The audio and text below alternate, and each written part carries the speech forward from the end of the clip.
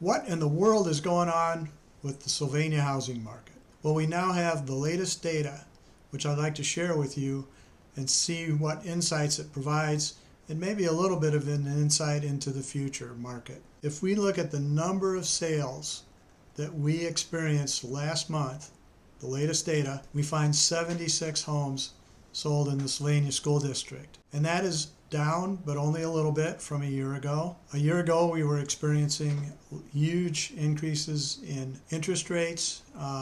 Some buyers were dropping out and so forth.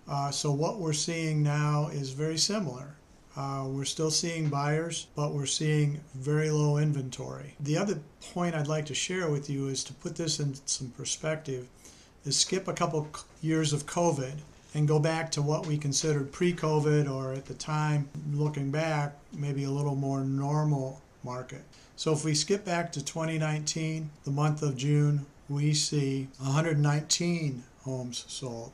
And that was, we considered that kind of a low inventory at the time, and historically I think it was. But by comparison, we are now down a good 30% from there. So we need more inventory. If we had more inventory, we could certainly sell it. But what is the balance between supply and demand? Are we still seeing a seller's market? And my answer to that is yes. Take a look at the MLS data for price per square foot. And what I've tried to do is normalize the data a little bit to take out the number of big homes, compare it to the number of small homes, and the price points that change so much.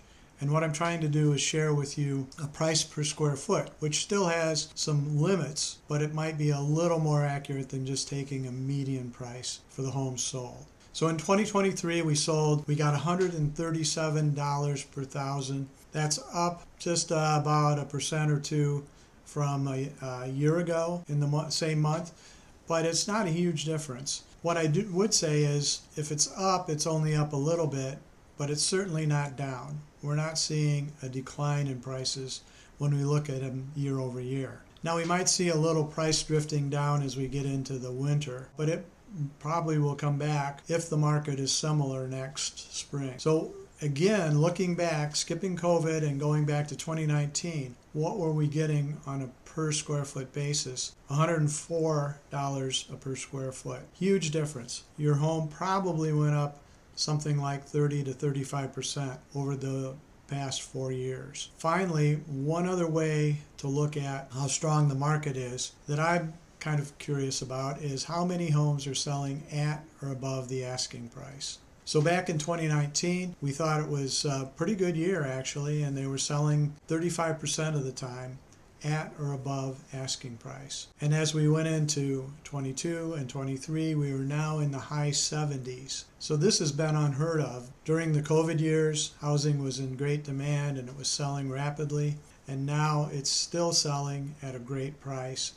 If you're interested in selling, chances are you'll do well. There are some homes that are going to take longer to sell for various good reasons, but this is impressive for Sylvania, Ohio. And it's impressive for the United States. We're doing well here in Northwest Ohio. One other way to look at how strong the market is from a site that I like called Altos Research. Now, Altos Research said that yes, the most current data says it's really a strong market. Now, this is for the zip code 43560, so it doesn't include all of the township, but it does include the city and some of the township. And what they're saying is it's just a slight tick better than even last month in terms of sellers, and it's got a long way to go down before it would become balanced, or even longer to become a buyer's market. What's going to happen in the future is hard to predict, but if interest rates stay in the 6.5% to 7% range, which we've been seeing most recently, and if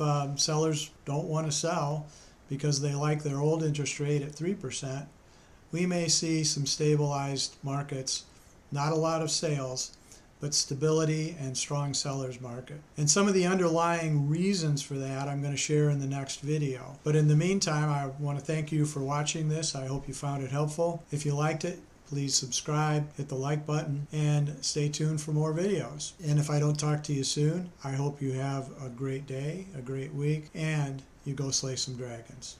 Take care.